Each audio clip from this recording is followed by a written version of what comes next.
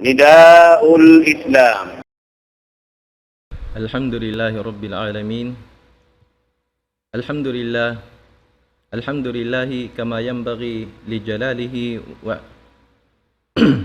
والصلاة والسلام على من لا نبي وعلى آله وصحبه وسلم تسليما كثيرا. أما بعد.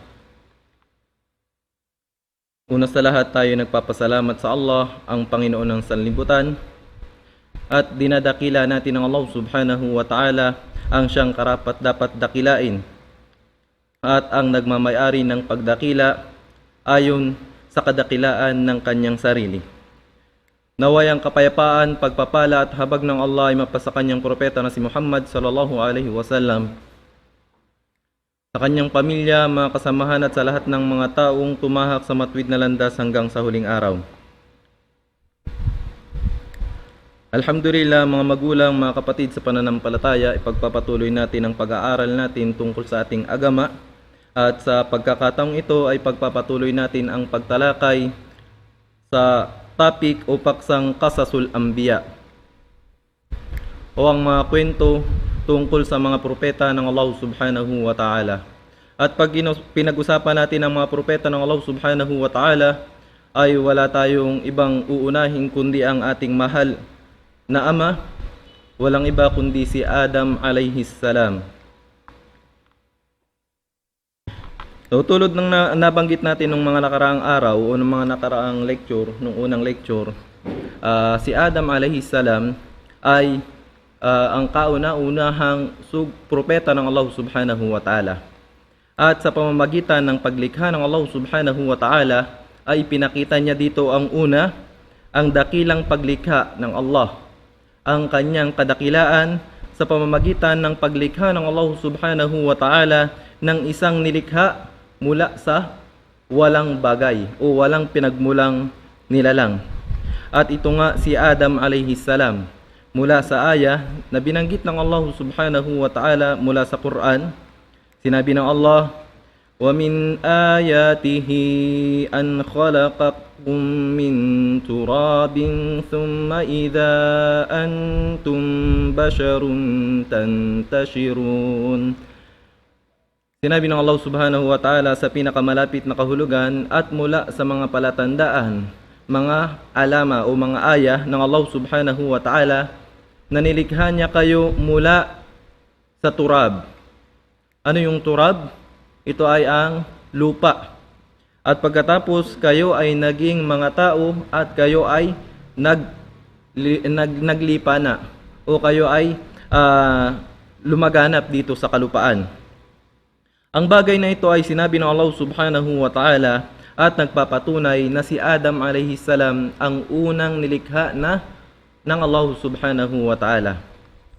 So mga kapatid, lahat tayo ay naniniwala na si Adam alayhis salam, siya ang kauna-unahang nilikha ng Allah subhanahu wa ta'ala.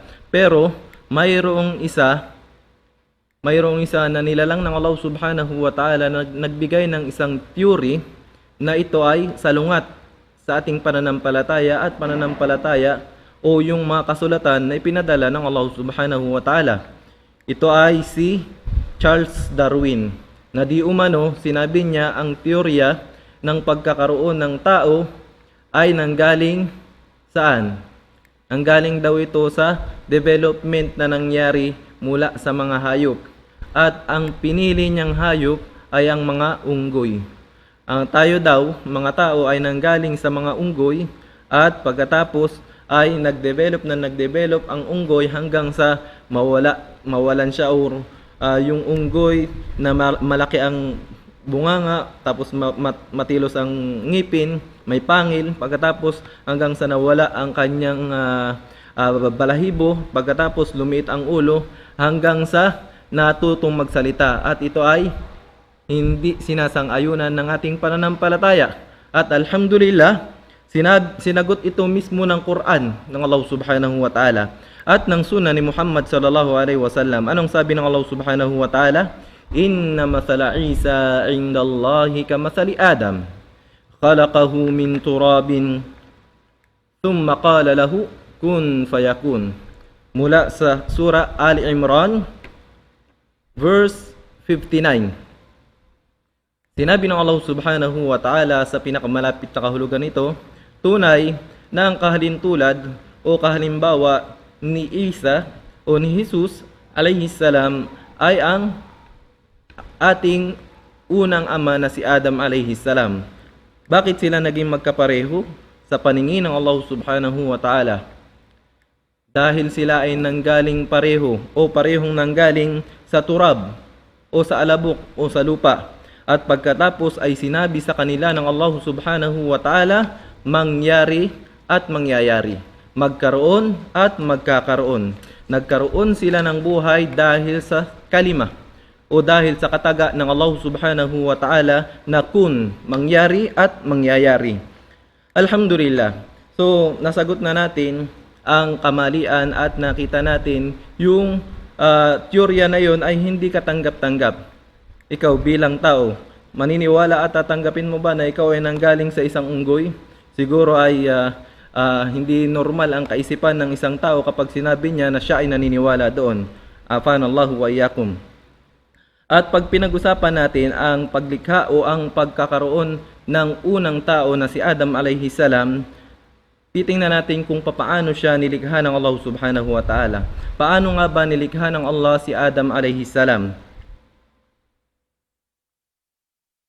Si Adam alayhi salam ay nilikha ng Allah subhanahu wa ta'ala mula sa isang tumpok ng lupa galing sa iba't ibang panig ng mundo. Allahu Akbar.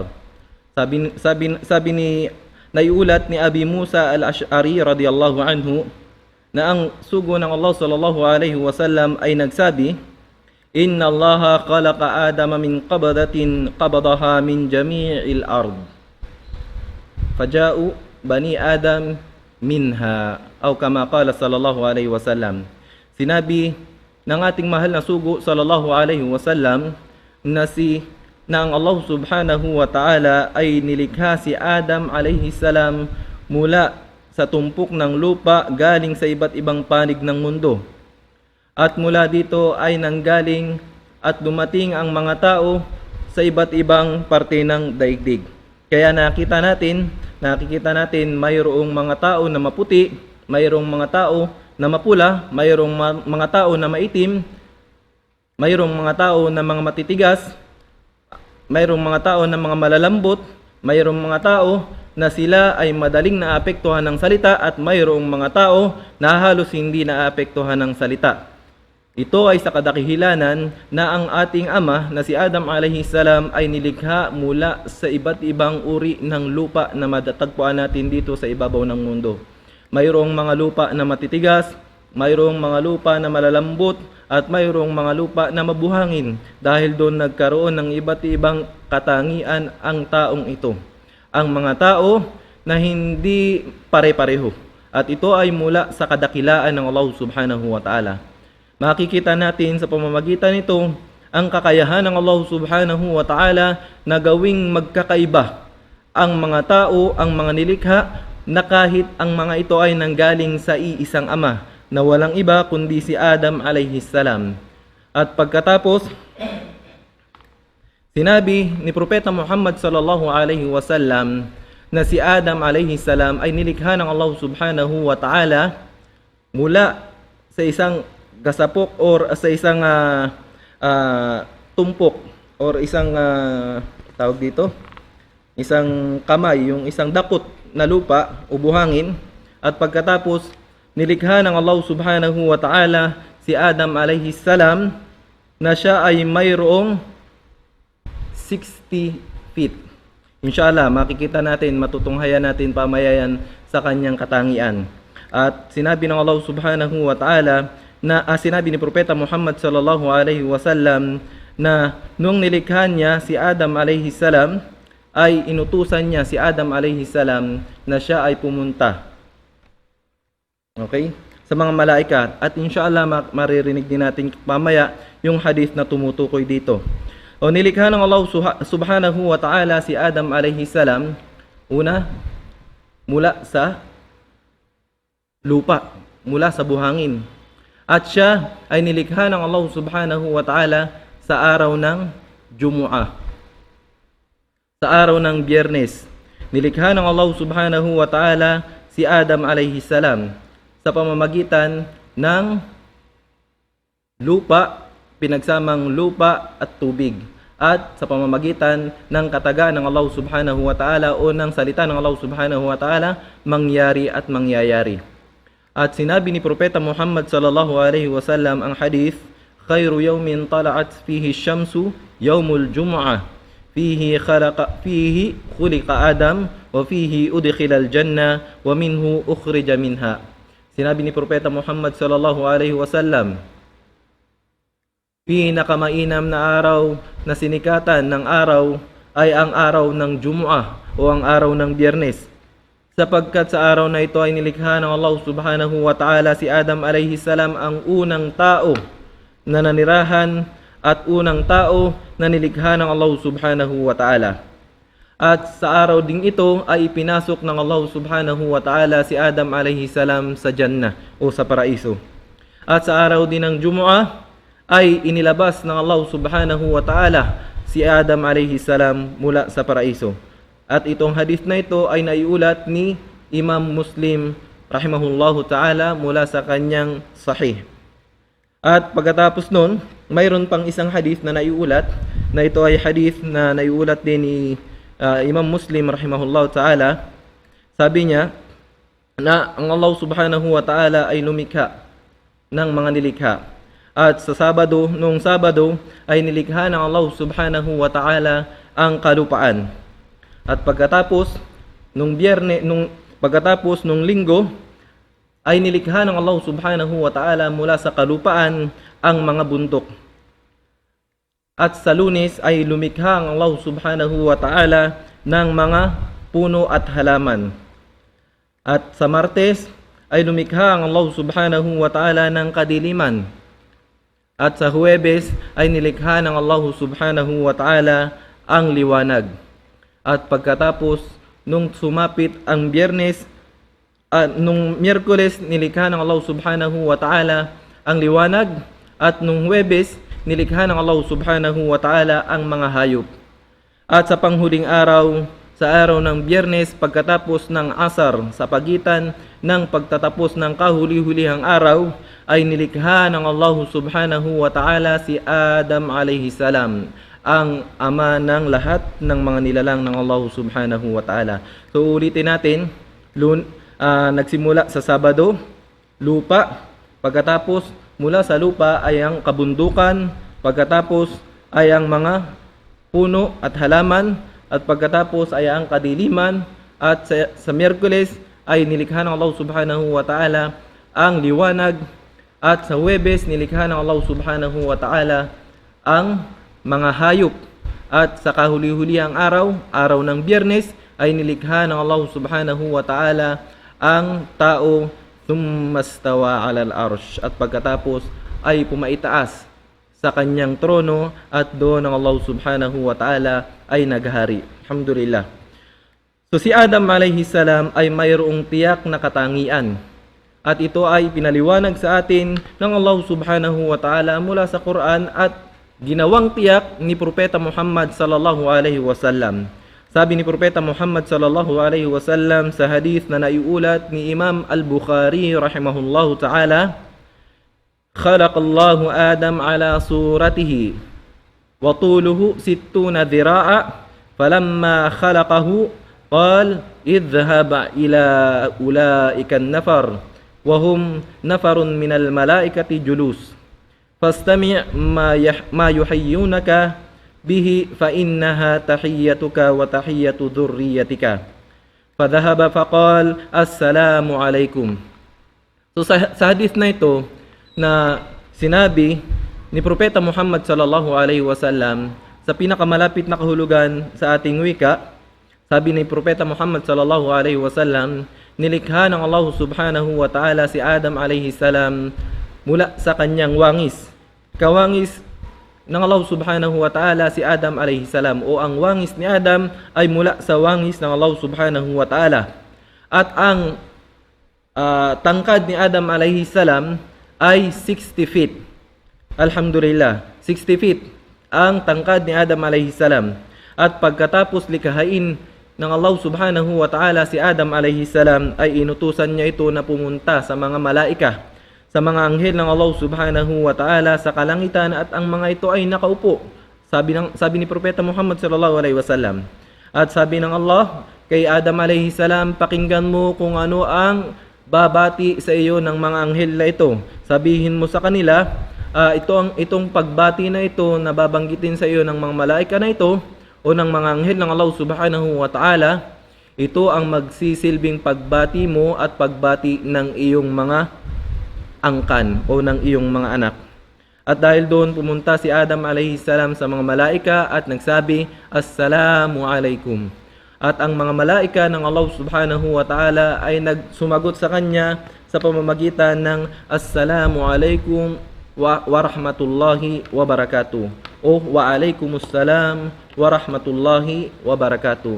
Dinagdagan ng mga malaika ng Allah subhanahu wa ta'ala ang kaalaman na dapat ito ay maging kumpleto sa pamamagitan ng pagdagdag ng wa rahmatullahi wa barakatuh. At doon ay kumbaga nagkaroon ng pagbati ang angkan ni Adam alayhi salam sa pamamagitan ng pagbating itinuro ng Allah subhanahu wa ta'ala sa kanya sa pamamagitan ng mga malaika. At kung titingnan natin, sinabi ulit na si Adam alayhi salam ay 60 feet. At sinabi ni Propeta Muhammad sallallahu alaihi wasallam, "Falam yazal yanqus ba'dahu hatta al-an." At ang mga magiging anak ni Adam alayhi salam, ang magiging angkan na mga nilalang pagkatapos ni Adam alayhi salam, ay unti-unting mababawasan ang kanilang tangkad o laki. Hanggang sa ngayon, hanggang sa sumapit ang araw ng paghuhukom na halos paliit ng paliit ang mga anak ni Adam alayhi salam, at makikita natin na ito ay totoo dahil sa propesiya kay Propeta Muhammad sallallahu alaihi wasallam. Alhamdulillah. Sinabi ng ilan sa mga ulama, napadaan si Propeta Muhammad sallallahu alaihi wasallam kay Musa alaihi salam. At ang kwento na ito ay nakita natin o ito ay tiyak at narinig ng karamihan sa mga Muslim. Ito ay nangyari sa Laylatul Isra wal Mi'raj, noong umakyat si Muhammad alayhi salatu wassalam sa kalangitan upang kausapin ang Allah subhanahu wa ta'ala. At napadaan si Muhammad sallallahu alayhi wasallam kay Yusuf alayhi salam, famarra bihi faqal faqad utiya shatral hasan aw kama qala sallallahu alayhi wasallam. Na sinabi ni Propeta Muhammad sallallahu alaihi wasallam, si Yusuf alaihi salam ay halos nabigyan ng kalahati ng kagandahan o kainaman. Allahu Akbar. Sinabi ni Propeta Muhammad sallallahu alaihi wasallam na nakita niya si Yusuf alaihi salam pagkatapos niyang makita ang ilan sa mga propeta ng Allah subhanahu wa ta'ala sa kalangitan, at nakita niya halos kalahati ng kagandahan, kagwapuhan at kainaman ay nakita niya kay Yusuf alaihi salam. Paano ito tinanggap ng umma ni Muhammad sallallahu alaihi wasallam? Paano ito ipinaliwanag ng mga ulama? Sinabi ng ilan sa mga ulama, okay, noong ito bilang pagpapaliwanag sa hadith na nabanggit na ito ni Propeta Muhammad sallallahu alaihi wasallam, ang tinutukoy na kalahati ng kagandahan o kainaman, ito ay ang kalahati ng kagandahan ni Adam alaihi salam. Ibig sabihin, walang masihigit sa kagandahan, kainaman at kagwapuhan sa ating ama na si Adam alayhi salam. Bakit? Dahil ang Allah subhanahu wa ta'ala ang lumikha sa kanya sa pamamagitan ng kanyang dalisay na kamay, Allahu azza wa jalla. At siya ang nagbigay ng kaluluwa kay Adam alayhi salam, kaya't nararapat lamang na ito ang maging pinakamainam at pinakamaganda sa lahat ng kanyang manilikha. Walang iba kundi si Adam alayhi salam. At doon sa mga nagsasabi na nagkaroon ng khilaf sa pagitan ng mga akwal o mga salitaan o mga salita tungkol sa pinakamainam at pinakagwapong nilikha ng Allah subhanahu wa ta'ala.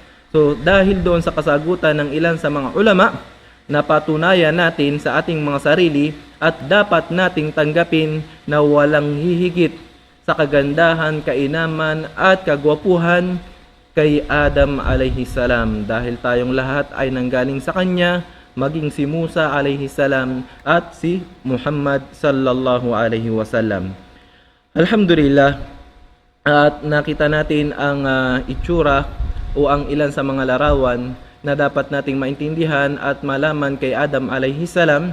Siya ay 60 feet, magandang lalaki, at siya ay halos nasa kanya na ang lahat.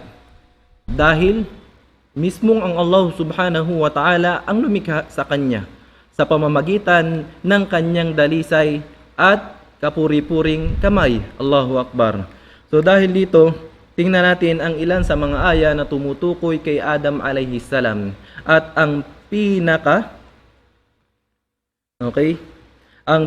metikuloso at pinaka malalim na aya na nabanggit tungkol kay Adam alayhi salam ayon sa sinabi ng ilan sa mga scholar, at ito ay matatagpuan natin sa Suratul Baqarah. Ang sinabi ng Allah subhanahu wa ta'ala, inni ja'ilun fil ardi khalifa. Mula sa Suratul Baqarah verse 30, sinabi ng Allah subhanahu wa ta'ala, وَإِذْ قَالَ رَبُّكَ لِلْمَلَائِكَةِ إِنِّي جَاعِلٌ فِي الْأَرْضِ خَلِيفَةً. Sa pinakamalapit na kahulugan, at noong sinabi ng Allah subhanahu wa ta'ala sa kanyang mga malaika na ako ay magtatalaga sa lupa ng khalifa. Khalifa. Ano ang meaning ng khalifa? So sa pagkakataong ito, inshallah, ito yung bibigyan natin ng diin, inshallah. Ang khalifa na ito na sinabi ng Allah subhanahu wa ta'ala mula sa Quran, mula sa Suratul Baqarah, ito ay binigyang pakahulugan ni Sheikh ni Al-Hafidh Ibn Kathir rahimahullahu ta'ala bilang qawman yakhlufu ba'duhum ba'dan aw qarnan ba'dahum qarnan wajilan ba'duhum ba'du jail wajilan ba'da jail. Sa pinakamalapit na kahulugan, ang ibig sabihin ng khalifa na tinukoy dito ng Allah subhanahu wa ta'ala ay ang pagkakaroon ng nasyon, na pagmumulan ng nasyon na ito ay si Adam alayhi salam. At ang nasyon na ito ay maglalaho pagkatapos manirahan ng mga naunang henerasyon sa kanila. At pagkatapos ay mayroong susunod na henerasyon, pagkatapos ay mga henerasyon, hanggang sa sumapit o dumating ang araw ng paghuhukom. At ito ang tinutukoy dito, tulad ng sinabi ng Allah subhanahu wa ta'ala, وَهُوَ الَّذِي جَعَلَكُمْ خَلَائِفَ الْأَرْضِ. At siya, ang Allah subhanahu wa ta'ala, ang pumili sa inyo at lumikha sa inyo upang kayo ay manahan sa kalupaan, at pagkatapos ninyong manahan dito sa kalupaan ay mayroong susunod na henerasyon sa inyo, hanggang sa dumating ang kahuli-hulihang propeta at ang kanyang nasyon, walang iba kundi si Muhammad sallallahu alaihi wasallam. Alhamdulillah, mga kapatid, mga magulang sa pananampalataya, ito ang tunay at tamang pagtanggap natin sa aya na ito na sinabi ng Allah subhanahu wa ta'ala. Hindi katulad ng sinabi ng ilan na ang ibig sabihin ng khalifa dito sa aya na ito, na sinasabi nila na ang Allah subhanahu wa ta'ala ay mayroong khalifa fil ard. Ibig sabihin ng khalifa, ano ba yung ibig sabihin ng khalifa? Ang ibig sabihin ng khalifa na tinutukoy ng ilan ay ang tagapangasiwa o kaya tagapangalaga. At ang ibig sabihin nito na sinasabi nila, kapag sinabi ng iilan ng Allah subhanahu wa ta'ala ay pumili, gumawa, lumikha ng khalifa para maging kapalit niya dito sa lupa bilang tagapangasiwa o tagapangalaga, ta'ala Allahu amma yasifuna uluwan kabira. Tunay na ang kataas-taasan at ang pinakadakilang katangian ay nararapat lamang sa Allah subhanahu wa ta'ala. So ibig sabihin, kapag sinabi ng isang tao na nagpapaliwanag ng aya na ito ng Allah subhanahu wa ta'ala ay pinili si Adam alayhi salam bilang khalifa dito sa mundo, ibig sabihin tagapangasiwa ng mundo, tagapangalaga ng mundo, ito ay imposibleng mangyari. at ito ay maling pag-intindi sa aya ng Allah subhanahu wa ta'ala na inni ja'ilun fil ardi khalifa. Maling-mali sapagkat una, sinabi ng mga ulama, sinabi ng mga scholar, imposible ang bagay na ito sapagkat ang pagkakaroon ng khalifa tulad nangyari sa panahon ng ating ng umma ni Muhammad sallallahu alaihi wasallam pagkatapos ng pagkawala ni Propeta Muhammad sallallahu alaihi wasallam, saka pa lamang nagkaroon ng mga khalifa. Di ba? Sino ang unang khalifa? Si Abu Bakar As-Siddiq radhiyallahu anhu. Ba'da an mata an-nabi sallallahu alaihi wasallam ittakhadha Abu Bakar khalifatan lahu. Pagkatapos ng kamatayan ni Propeta Muhammad sallallahu alaihi wasallam o bago pa man bawian ng buhay si Propeta Muhammad sallallahu alaihi wasallam, ay pinili niya si Abu Bakar bilang tagapangasiwa ng pamahalaan o ng mga sahaba ni Propeta Muhammad sallallahu alaihi wasallam. Ayon sa kanila, ang kahulugan ng pagkakaroon ng khalifa ay ang pagkawala ng tuluyan o di kaya ng bahagya ng taong o ng nilalang na papalitan ng khalifa na ito, ng tagapangasiwa na ito. Tulad nga ng nangyari kay Propeta Muhammad sallallahu alaihi wasallam. Pagkatapos niyang mawala, pumalit si Abu Bakar. At ganun din, si Abu Bakar As-Siddiq radhiyallahu anhu, nung nawala siya, pagkatapos ng kanyang kamatayan, ay pumalit ang panibagong khalifa na si Umar ibn al-Khattab radhiyallahu anhu. At pagkatapos nun, ay pumalit si Uthman radhiyallahu anhu pagkatapos din ng kamatayan ni Umar bin Khattab radhiyallahu anhu. At pagkatapos ni Uthman radhiyallahu anhu, pumalit ang khalifa na si Ali radhiyallahu anhum ajma'in. At ang bagay na ito, okay, yung pangyayaring ito ang tumutukoy at nagpapatotoo na hindi pwedeng maintindihan at hindi dapat intindihin ng isang Muslim na khalifa ng Allah subhanahu wa ta'ala si Adam alayhi salam dito sa mundo o ang alinman sa kanyang mga anak. Dahil una, imposible at ito ay hindi pwedeng mangyari nang Allah subhanahu wa ta'ala ay mawala ng lubusan o di kaya ay saglit. Bakit? Dahil ang Allah subhanahu wa ta'ala, sabi niya, Allahu la ilaha illa huwal hayyul qayyum la ta'khudhuhu sinatun wa la nawm lahu ma fis samawati wa ma fil ard. Sabi ng Allah subhanahu wa ta'ala sa pinakamalapit na kahulugan, ang Allah, Allahu la ilaha illa huwal hayyul qayyum. Ang Allah ay ang nag-iisa at katangi-tanging Panginoon. Walang ibang dapat sambahin liban lamang sa Kanya na Siya ang pinakatotoo sa lahat ng mga dapat nating kilalanin. Siya ang pinakamatibay. Siya ang pinakamatatag na hindi nangangailangan ng kahit anumang pangangailangan ng nilikhang ito, ng tao. Hindi siya nakakaramdam ng uhaw, ang Allah subhanahu wa ta'ala. Hindi siya nakakaramdam ng antok. At higit sa lahat, hindi siya nangangailangan ng pagtulog. Dahil dito, hindi pwedeng magkaroon ng khalifa ang Allah subhanahu wa ta'ala dito sa mundo. Allahu Akbar. Pangalawa, okay, so ibig sabihin, pangalawa, dapat ang magiging khalifa ng Allah subhanahu wa ta'ala na kung ang pagkakaintindi nga ay si Adam alayhi salam, dapat ay mayroon siyang katangian ng pagiging isang Panginoon. Pero alhamdulillahilladzi allamana. Tayo ay nagpapasalamat sa Allah subhanahu wa ta'ala na nagturo sa atin at ipinaalam sa atin na kahit kailan si Adam alayhi salam at lahat ng mga angkan ni Adam alayhi salam ay hindi nagkaroon o hindi magkakaroon ng kakayahan o ng kapangyarihan tulad ng kapangyarihan at kakumpletuhan ng Allah subhanahu wa ta'ala. Dahil si Adam alayhi salam nagkakamali, si Adam alayhi salam natutulog, si Adam alayhi salam nangangailangan ng pagkain, si Adam alayhi salam ay mayroong mga katangian na nararapat sa pagiging tao. at hindi siya pwedeng maging khalifa ng Allah subhanahu wa ta'ala o kahalili o maging tagapangasiwa ng Allah subhanahu wa ta'ala dito sa mundo. Ibig sabihin, imposible talaga. At pangatlo, sinabi ng mga ulama na si Adam alayhi salam at ang mga tao na katulad ni Adam alayhi salam o ang mga nilalang na katulad ni Adam alayhi salam ay hindi pwedeng maging khalifa o di kaya ay wakil. Anong ibig sabihin ng khalifa o wakil?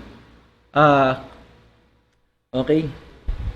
Ibig sabihin ng khalifa o di kaya ay wakil, yung pinagkakatiwalaan. Bakit? Dahil sa palagi nating sinasabi, sino lamang ang karapat-dapat nating pagkatiwalaan? Sinasabi ng isang Muslim, anong sinasabi ng isang Muslim? Hasbunallah wa ni'mal wakil. Sapat na sa atin ang Allah subhanahu wa ta'ala at siya ang Allah subhanahu wa ta'ala ang pinakamainam, ang karapat-dapat na pagkatiwalaan. Walang iba kundi siya ang Panginoon ng sanlibutan ng Allah subhanahu wa ta'ala. At bilang panghuli, sinabi ng mga ulama sa pagpapaliwanag ng aya na ito, wala ni isa man mula sa Quran ng Allah subhanahu wa ta'ala at sa sunnah ni Propeta Muhammad sallallahu alaihi wasallam ang direktahan na nagsasabi na si Adam alayhi salam ay khalifatullah o khalifa o tagapangasiwa ng Allah subhanahu wa ta'ala dito sa mundo. Dahil kung titingnan natin, kung talagang pinili ng Allah subhanahu wa ta'ala si Adam alayhi salam o ang alinman sa katulad ni Adam alayhi salam bilang khalifa, kung hindi ito Quran, pwede nating sabihin may paliwanag sa pamamagitan ng Arabic na sinabi sana ng Allah subhanahu wa ta'ala, inni ja'ilun li fil ardi khalifa. Ibig sabihin, ako ay pumipili para sa akin ng tagapangasiwa pagkatapos ko sa kalupaan. O di kaya pwedeng sabihin ng Allah subhanahu wa ta'ala, inni ja'ilun fil ardi khalifatan li. O ako ay pumipili o ako ay nagtatalaga sa kalupaan ng khalifa o ng tagapangasiwa para sa akin. Pero hindi. Anong sinabi ng Allah subhanahu wa ta'ala? Inni ja'ilun fil ardi khalifa. Ako ay lilikha. Sinabi ng Allah subhanahu wa ta'ala, siya ay lilikha ng nilalang na ang mga ito ay mananatili sa mundo at pagkatapos magpaparami. Pagkatapos nilang magparami ay darating ang sitwasyon na sila ay aalis sa mundong ito. At ito ang sitwasyon ng bawat tao. Hindi tayo mananatili dito sa mundo. Pagkatapos nating mabuhay, pagkatapos nating lumakas, pagkatapos nating matuto, pagkatapos nating malaman ang lahat ng mga kaalaman na ibibigay at papahintulot sa atin ng Allah subhanahu wa ta'ala, babalik tayo sa kamangmangan.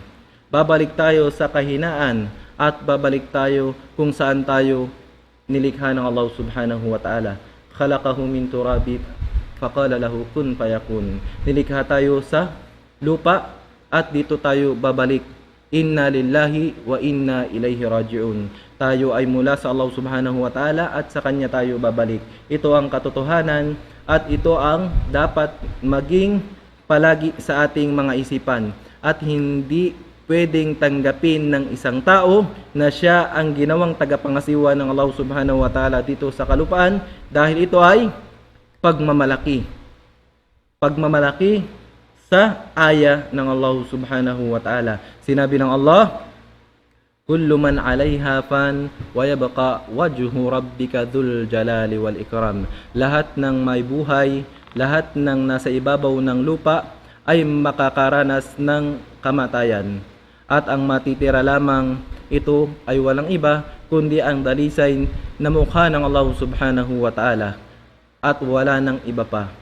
So mga magulang, mga kapatid, ito ang ilan sa mga aral na maaari nating matunghayan sa paglikha ng Allah subhanahu wa ta'ala kay Adam alayhi salam at napakahaba po ng kwento tungkol sa buhay ni Adam alayhi salam.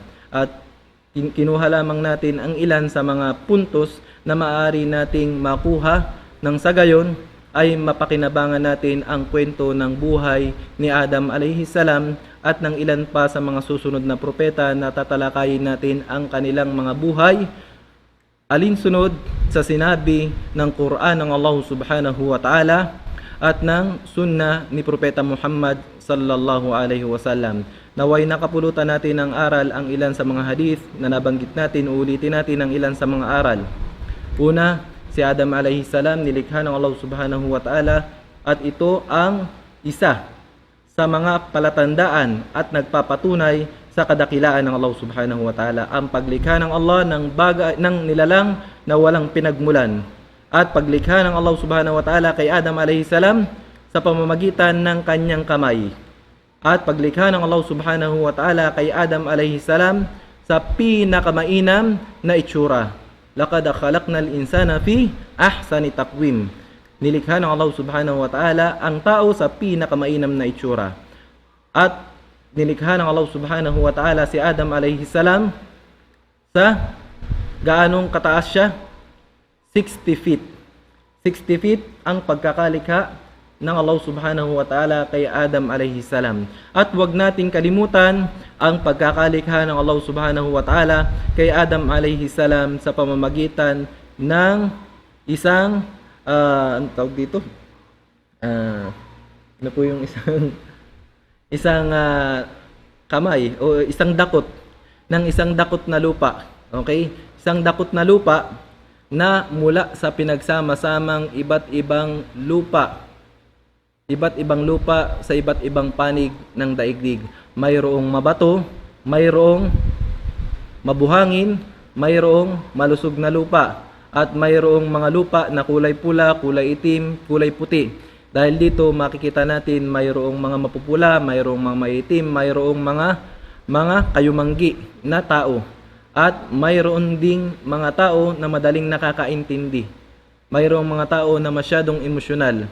Mayroong mga tao na matigas ang kanilang mga puso. Mayroong mga tao na mapagmataas dahil sa lugar na kanilang pinagmulan. Mayroon din namang mga tao na mapagpakumbaba ang kanilang natural na katangian. At ito ay biyaya ng Allah subhanahu wa ta'ala. Ito ang kapamaraanan ng Allah subhanahu wa ta'ala sa paglikha kay Adam alayhi salam. At bilang pangwakas, hinihiling natin sa Allah subhanahu wa ta'ala na naway nakapulutan natin ng aral at ang aral na ating nakita at natanggap or na tunghayan sa buhay ni Adam alayhi salam, maging ito man ay direktahan o hindi direktahan, sa pagkakataong ito ay maging kapaki-pakinabang para sa atin at kung ano man ang bagay o ang pagkakaalam natin sa ilan sa mga kwento ni Adam alayhi salam na ito ay hindi alinsunod sa mga nasabi nating hadith, ito ay maaari pa nating marinig o maaari nating matunghayan sa susunod na pagtalakay ng buhay ni Adam alayhi salam sa pagpapatuloy ng ating pagtalakay sa kwento ng kanyang buhay. So hanggang dito na lamang, hiniling natin sa Allah subhanahu wa ta'ala na patawarin niya ang mga mananampalatayang Muslim at bigyan ng lakas ang bawat isa sa mga ito na tanggapin at isabuhay ang ating pananampalataya. Tulungan nawa ng Allah subhanahu wa ta'ala ang ating mga kapatid na nakaranas ng sunog sa baliwasan at sila ay padaliin sa kanila ng Allah subhanahu wa ta'ala ang kanilang nararanasan at tulungan nawa ng Allah subhanahu wa ta'ala ang ating mga kapatid sa ang dako ng mundo sila naroroon at palakasin ang bawat Muslim. Wa akhiru da'wana alhamdulillahi rabbil alamin. Assalamu alaikum warahmatullahi ta'ala wabarakatuh. Allahu Akbar, Allahu Akbar, Allahu Akbar,